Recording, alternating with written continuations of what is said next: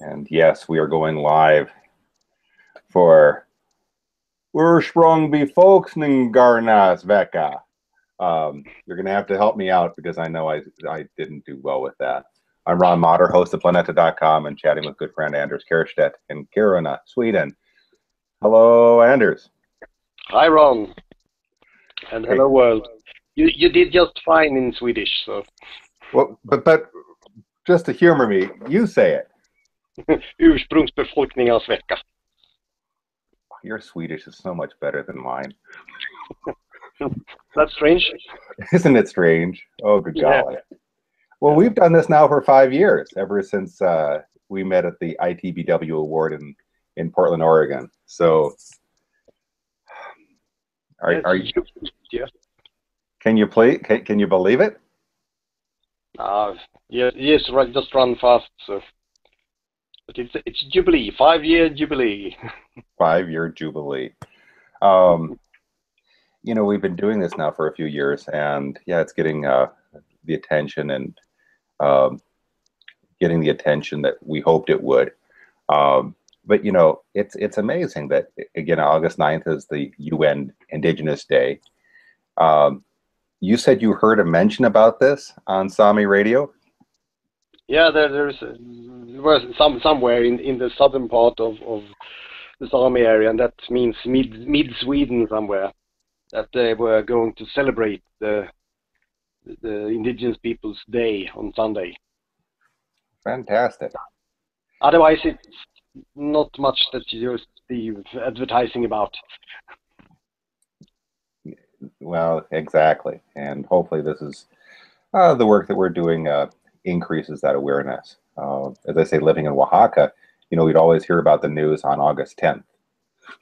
Yeah. Oh, yeah. Yesterday was da-da-da-da-da. Okay, that's great. But, you know, the big question is this.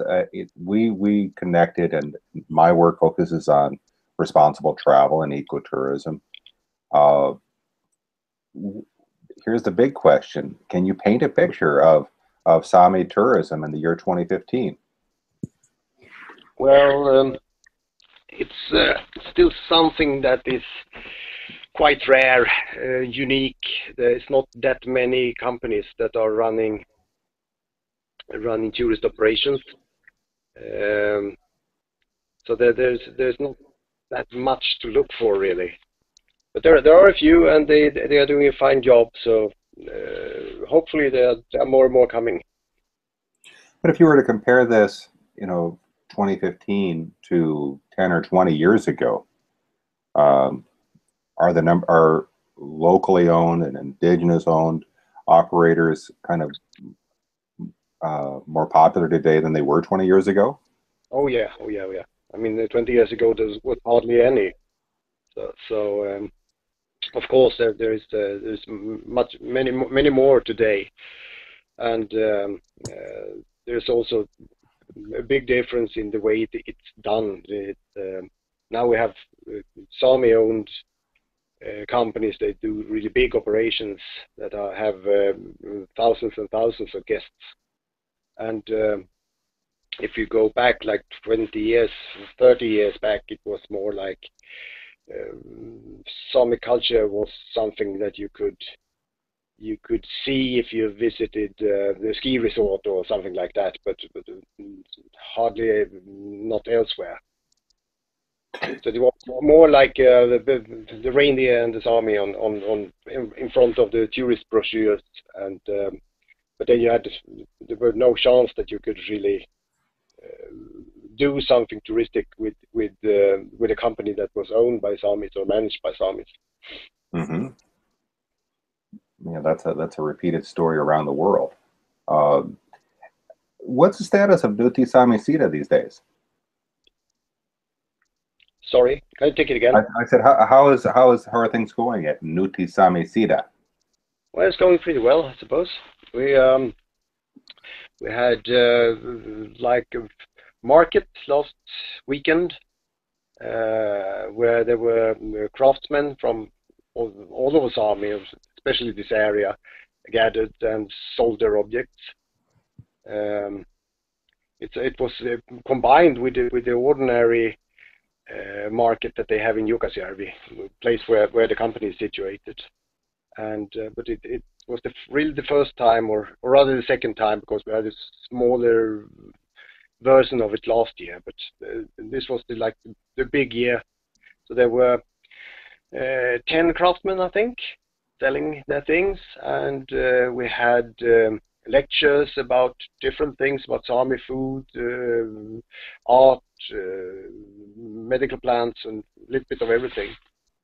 And also a joik concert on Saturday evening. Beautiful, beautiful, beautiful. If I want to look for information about that, would I look at the Nuti Sami page on Facebook? Yeah. Let's do that, folks. And a reminder to people watching, your questions are welcome. We'll get to some comments that Deborah has posted, see if she comes in. But meanwhile, let's take a look at Facebook, see how this works. So here's our Nuti Sami Sida Ecotours page. Oh, that's wonderful.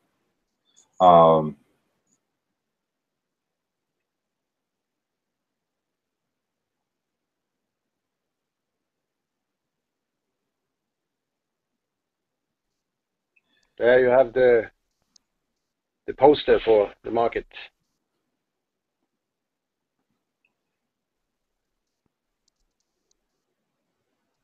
Or rather, that thanks to all the participants. And how was that, by the way, graphic design, how was that designed? Well, I don't really know how, because I wasn't involved. Possibly there is there's the girl that works, Katja, that works with the tour operators and so on. Possibly she has made it. Let's get into this photo album. And so this is the market, and help me out. Where are we? That's the concert, the joik and music concert. Okay. Some of the artists.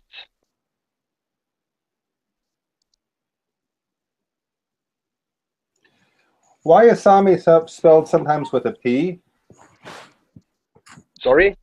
Is Sami spelled sometimes with a P? Sapmi is the territory. It's land. Thank you.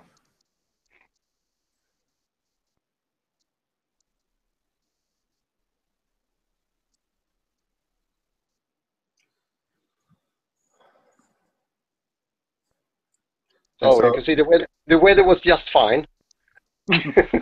Raining. Looks gorgeous. Yeah. What is it? There's no bad weather, just poorly chosen clothes. Yeah.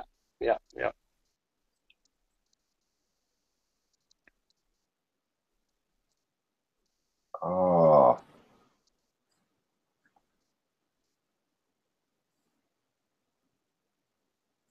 Well, just excellent. Who goes to this market? Is it mostly Sami? Is it a mix of people? Are international people visiting?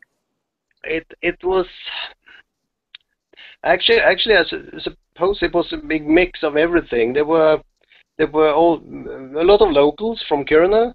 There were of course a lot of Sami people, and also quite a lot of foreigners, because they are doing trips up in the area this time of year. So quite a few Germans, some Americans, I suppose.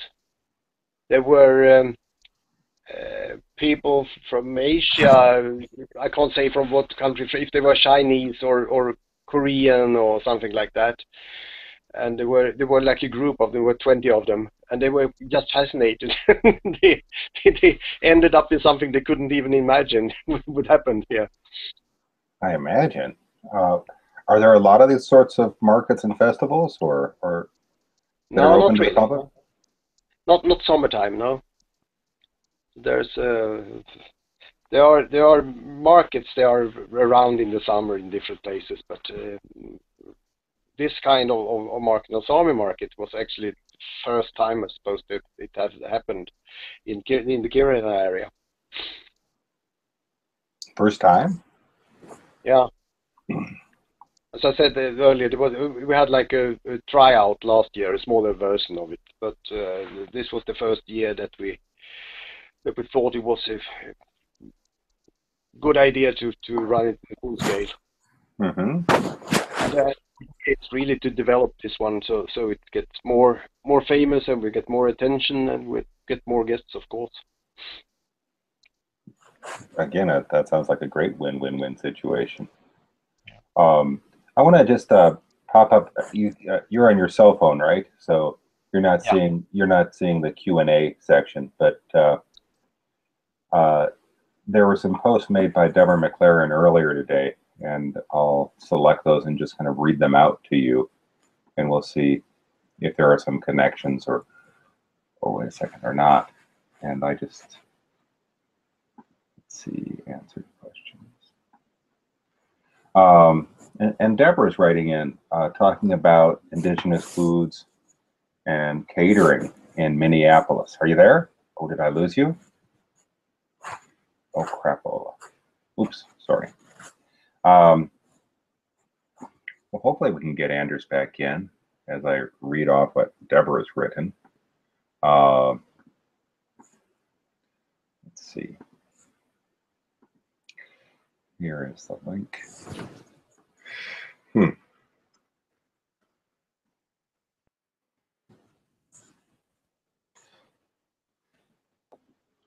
But Deborah's writing, Sean Sherman is the Sioux chief chef and runs the Indigenous Foods Catering Company in Minneapolis.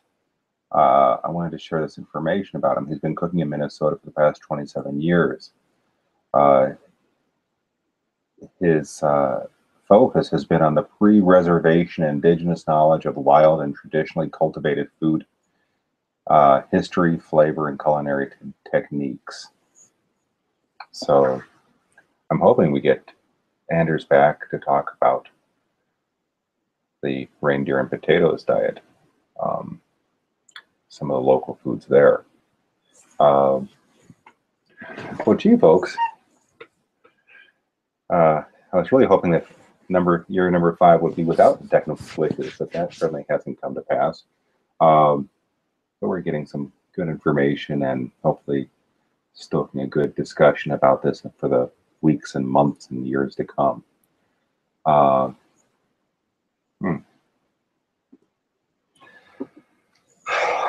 So let's see as I try to fill in time. Let's use our little globe. I'll let you know where we've been talking to folks from this week on Facebook, on Twitter. Up here in northern Sweden, that's where Anders is right now. And we've been having a good discussion with him, and you'll find more information on the Sami Wiki page. Last night and the night before, we were talking to Hayden, Bromley, and Adelaide. Look at the Australian bite in Adelaide, South Australia, talking about the culture and Aboriginal tourism there. On Facebook, we've been chatting with Alex Vilca Limon in Bolivia. He's in the Madidi National Park. Anders is coming back, yay.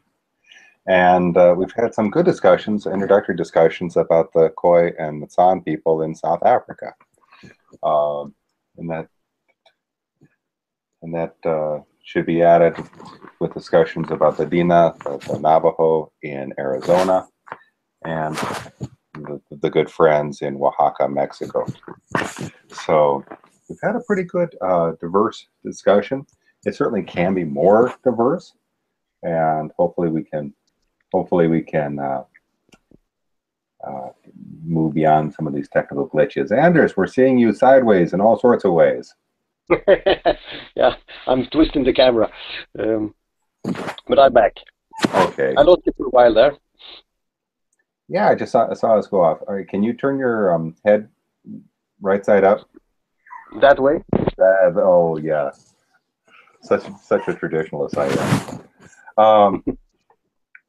Yeah, we were just chatting a little bit. Deborah was talking about indigenous foods in Minnesota and talking about a sous chef in Minneapolis. And you've been doing work with exporting reindeer meat. Oh yeah. Oh yeah. And especially introducing it to strangers or people from abroad. And are people just entirely receptive to the local food? Yes, they are. I mean, in general, I mean, reindeer is like game meat, so it's tasty. A lot of flavors. Well, fantastic. One of the conversations we were having with Haydn is they're exporting foods and Aboriginal foods from South Australia, and he was going through his catalog, and we have this and this and this. It's like fantastic. Oh, I'm just so you can eat a full meal and be hungry again so quickly.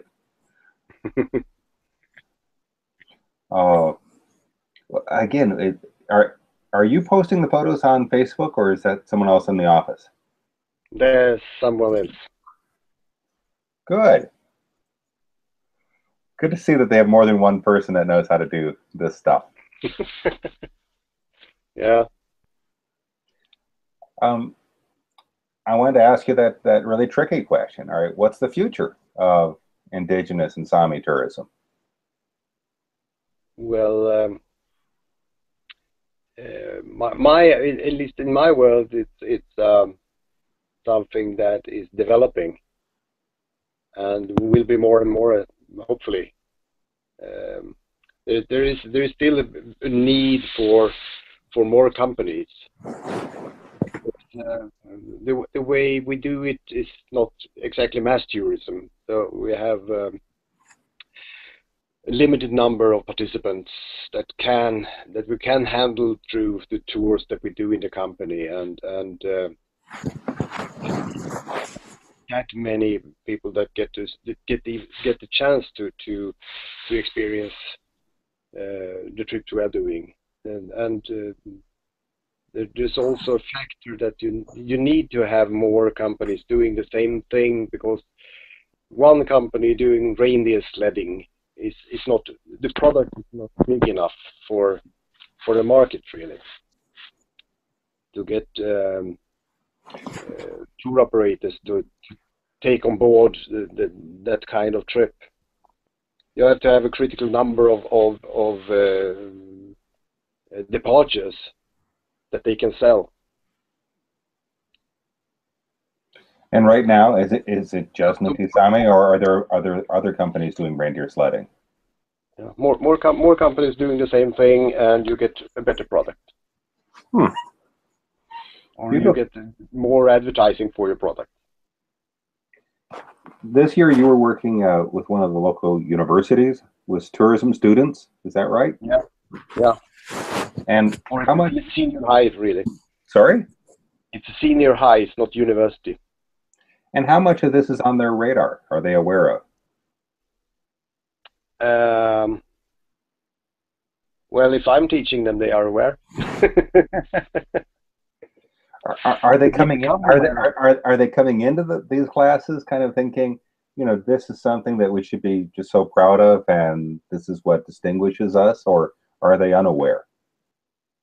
Well, I would say mostly unaware of I mean, Sami tourism is a small thing compared with skiing or hiking or other things that you do normally in the area, fishing.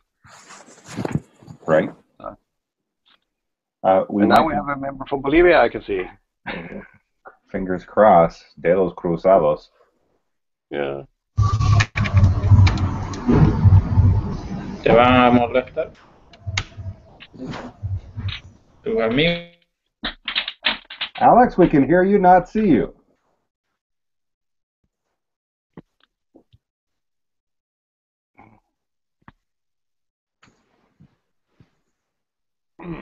Now we cannot see you. We cannot hear you. Because my sound is really bad here. Okay. Yeah, that's much better. Do you hear me too? I hear you fine. That's fine then. Good. Let's see. Hopefully we can get Alex. Exactly. Alex and Anders together chatting.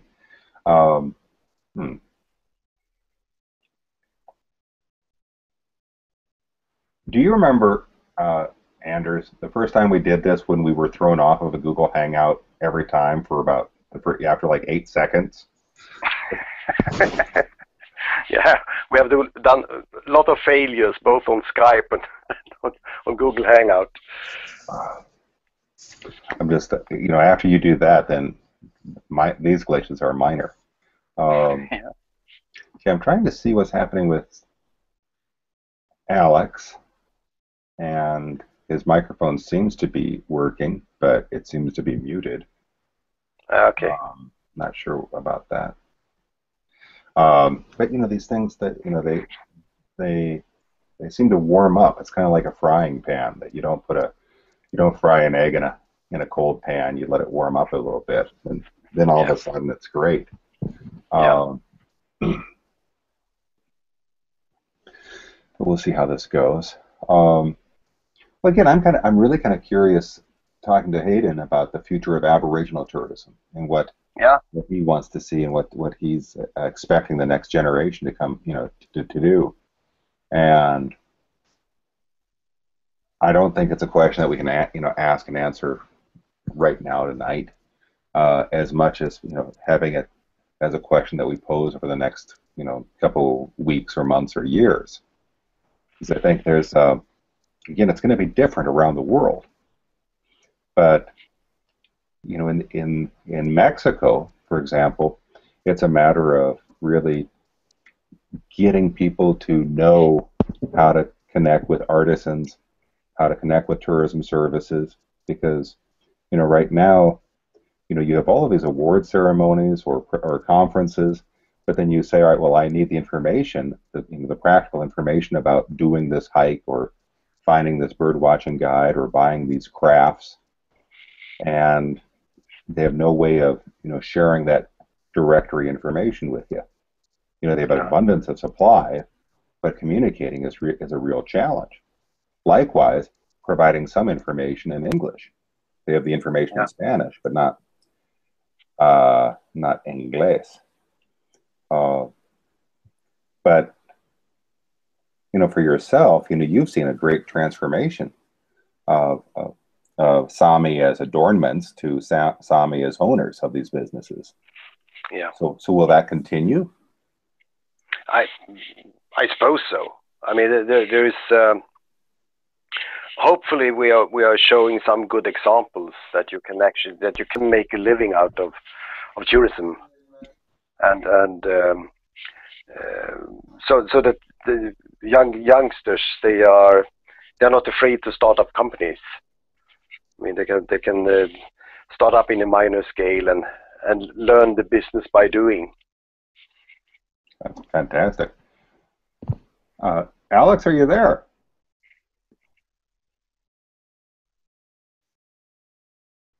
Okay.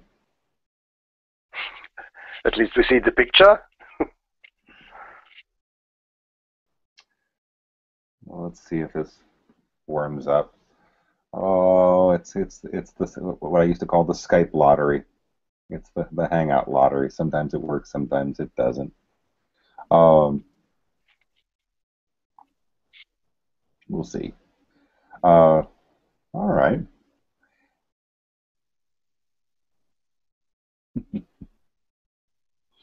Let's see.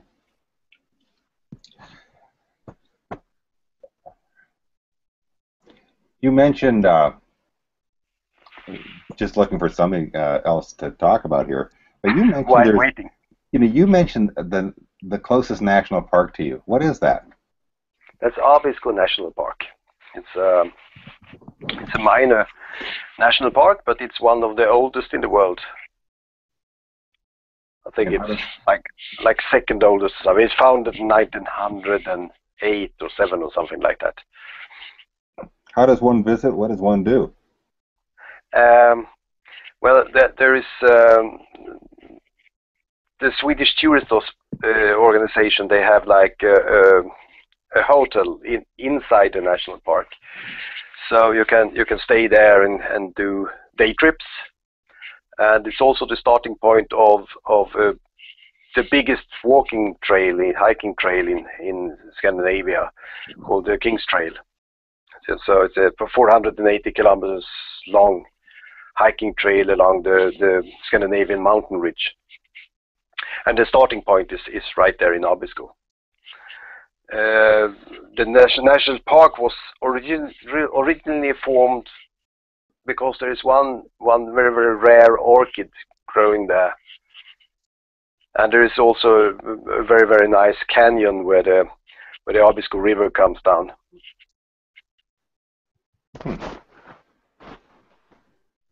Let's see if I can fly overhead, thanks to Google Maps, and show me where we are. And we're getting Alex again. Yeah, with sound this time. Hello, Alex. Se pierde. Hola, Ron. Puedo escuchar entrecortado. Pienso que tengo mucho problema con la señal de internet. Imagino, but we're hearing you fine. Where are you? I am in my office in Rurenavaque. And so this is the town in the Amazon? Ron? Yes.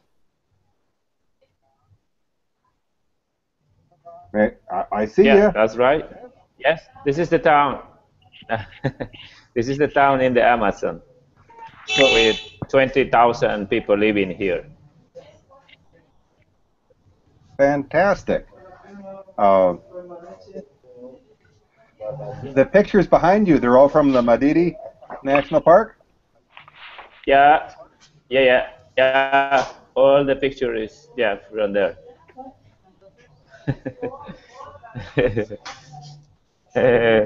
I have a problem, Ron. I don't know. This you have an error, a mistake, charging the application. I don't know. No, we're seeing you. So fine. I lost. We're seeing. Yeah, you fine. I lost it. I lost every time the video. I don't know what's happening. Let me ask you. We see you just fine, Alex. Yeah. Do you have any message for Anders? Hi. You folks, have we done a hangout together, or any message for what?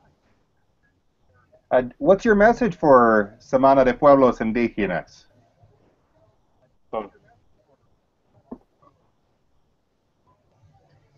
Semana, my message for the week of the indigenous people? Yeah.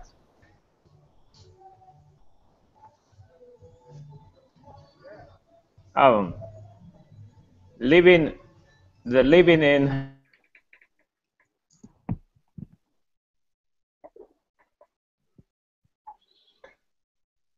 And Alex freezes. Typical. Oh boy, the only one frozen in the Amazon. Yeah.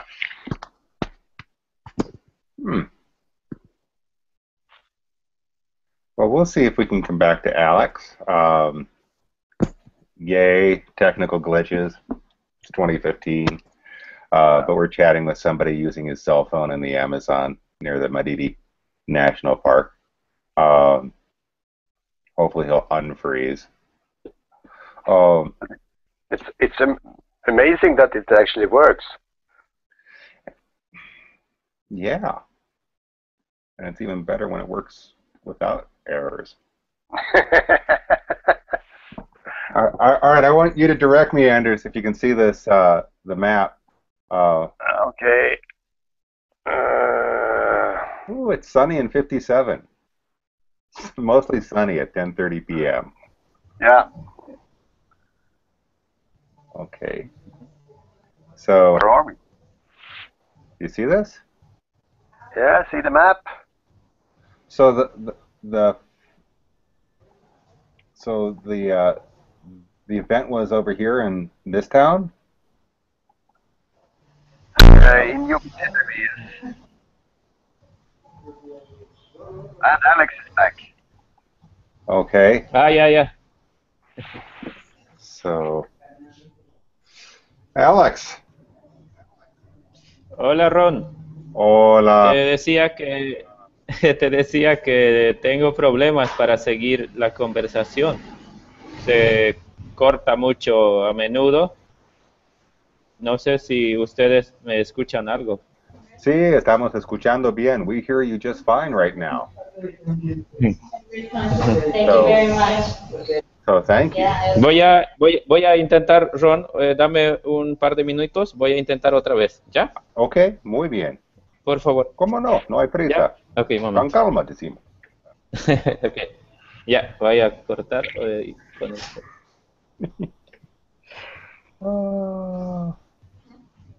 Anders, do you remember? Have we done a hangout with Alex? We've done that, haven't we? Or We're hanging out with Alex, yeah. Yep.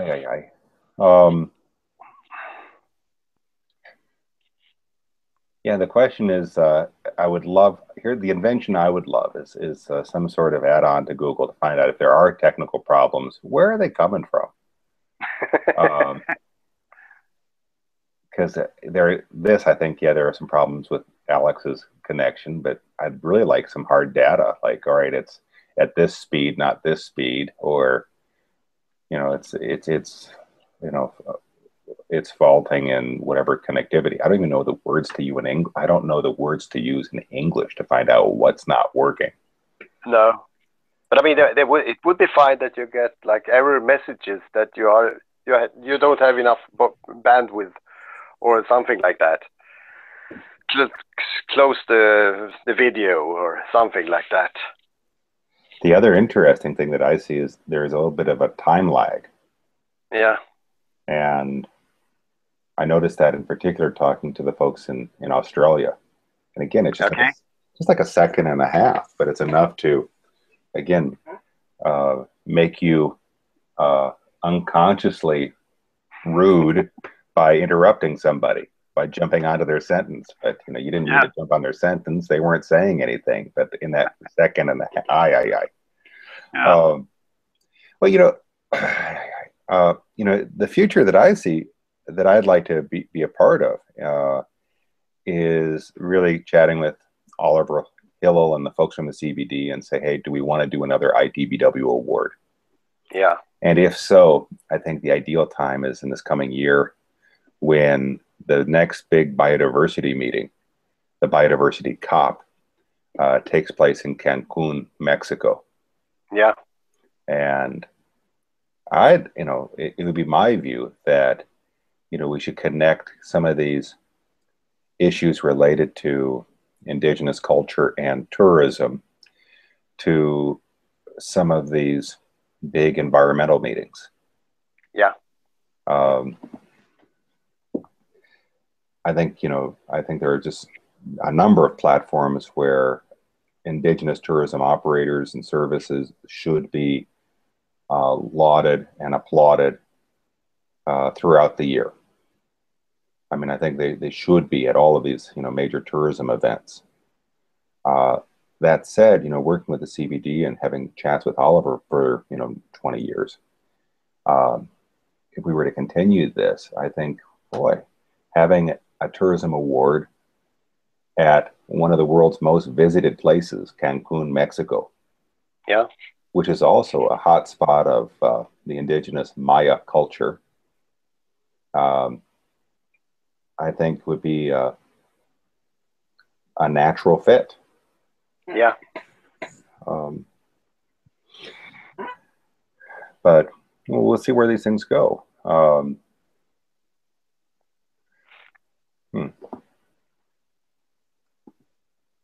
But I want to, let's see. I want to just play with this one last bit. See if showing Sweden brings that. Yeah, Alex back.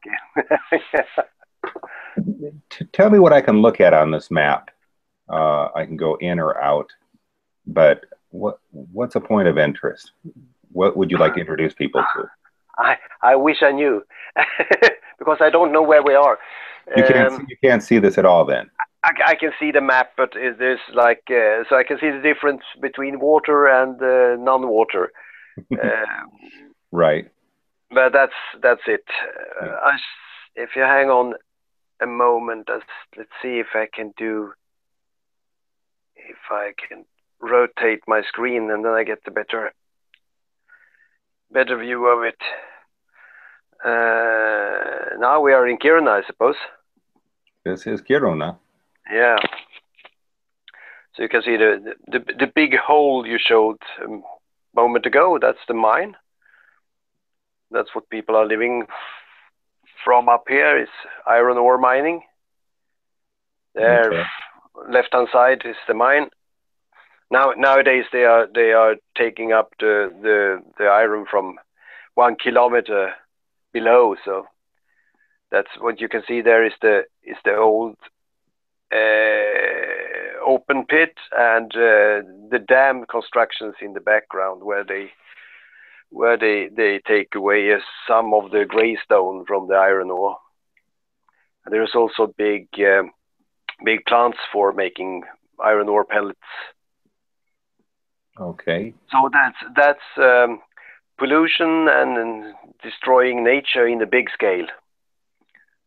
How long has the mine been there? Since 1900, so it's more than 100 years. And the town has been moved a few times? The town hasn't been moved yet, but they are going to now, because the mine is undermining the city. Undermining? Yeah, so they've taken out iron ore from under the city, so it's cracking down. That side of the mine is cracking down in. So the town is shrinking on the west side. So they have to move a lot of the city to further east. I hear you. What you see now, oh, sorry, if you had turned left there, you have seen the city hall that they have to move in a couple of years. Right. Oops. And I just seem to have lost all images. Darn it. Yeah. Yep. Let's go back maybe.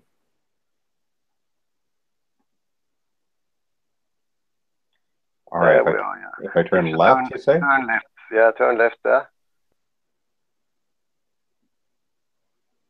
And even more so, there is the city hall. Oh, okay.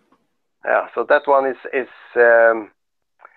they are leaving, all the officials are leaving it in 2017, I think, 2 years.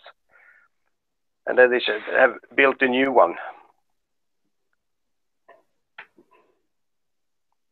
Okay. So they will not move that building. They will build a new city hall on the other side on the east side of the town. This is situated on the west side of the town. And that's a major change then. Yeah, it is. Yeah. So actually, all the buildings that you can see in the picture now, they are cracking down in the mine sooner or later. Beautiful. Okay. Well, we'll come back to this and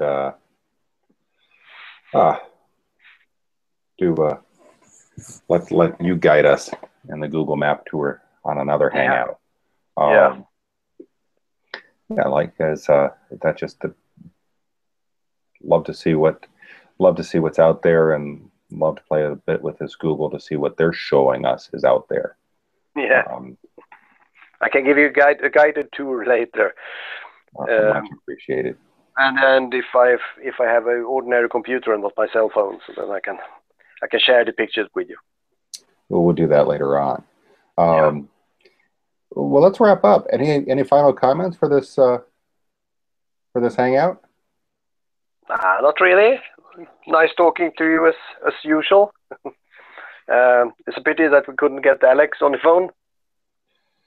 Yeah, but we'll try it again, and we'll figure out if he has a better connection when he goes back to La Paz, or I don't know. Again, we'll figure out what works, and no doubt our connectivity will be as improved in 5 years as we've improved in the past 5 years. I mean, when I met you and all of the folks with the ITVW award, it's a time when nobody did video calls. No. I remember in the beginning when we started with Skype, we did actually Skype calls before the ITVW program. So we had some Skype conversations, but it was rare then. It was absolutely in the beginning of the technology. Well, yay! I'm glad it's working out. Anders, thank you so much for your time, and folks who are watching, please post comments, and this is a conversation that continues. Yeah. So thank you.